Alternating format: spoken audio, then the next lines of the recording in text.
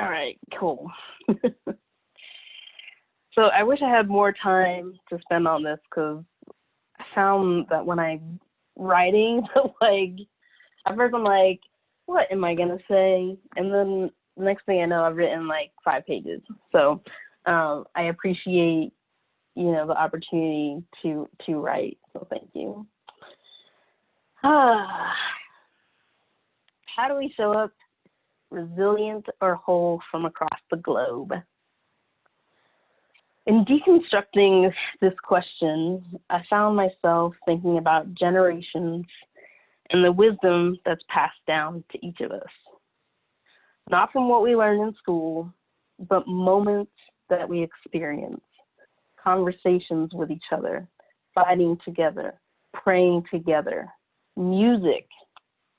These moments that are planted into my soul and mind are what transcends my comfort. And I find myself sitting with discomfort.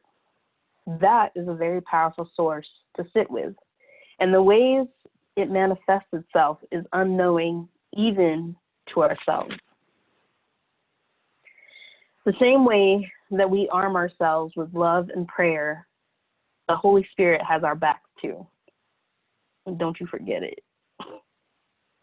It's pride, and I'm finding myself examining the first pride, what it commemorates, and which of our ancestors were pivotal in catapulting queer liberation.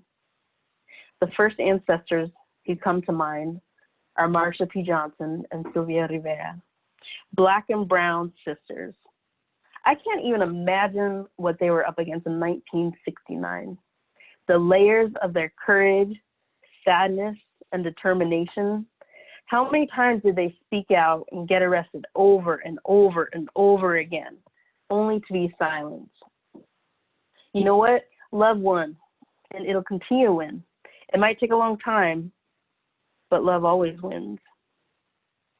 Music is such a big part of me. It fills me up with strength and joy. It slows me to a standstill so I can just sit and really feel the depths of my sadness. I listen to music to quell frustrations, fear, and anxiety. It silences me in a good way, so I can hear the fierce and furious beating of my heart like a warrior's drum. Wisdom passed down from generation to generation. It's this rhythm that gives me the tenacity to keep pushing limits. Again, to sit with discomfort. Life gets ugly before each piece falls into place. And right now, it's real ugly, folks. I mean, yeah. I think of the future and ensure my kids know just how privileged they are. This gets me real angry.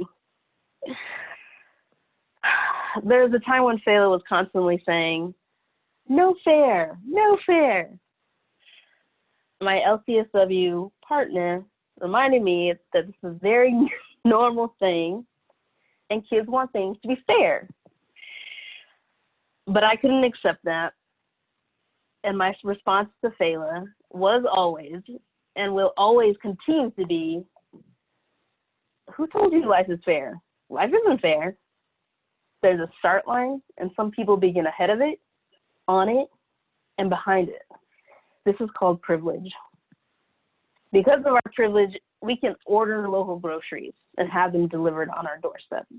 Because of our privilege, we can drive to nature reserves, soak in majestic mountains, and forget our fears. Because of our privilege, we can continue church services from a distance and stay connected with our community. I created a sticky note on my desktop recently that lists, in the sanctuary, presence of the Lord is here, oh happy day, God is here, hold on just a little while longer, break every chain. These songs remind me of atrocities that Black and African Americans endured and their determination to prevail. The fact that I can have something as a reminder is a privilege in and of itself, because Black and African Americans don't need a reminder. They experience this every day. And don't get me started on why Juneteenth isn't more widely celebrated. These songs remind me that the Holy Spirit is alive and thriving. You remind me that the Holy Spirit is alive and thriving. When I think of members of our community, our church community specifically, and how you are on the front lines every day, fighting for homes for everyone, feeding folks, providing legal aid, fighting racism, you are resilient. How an umbilical cord gives life from a mother to a child, you make me whole. You keep me going. So thank you.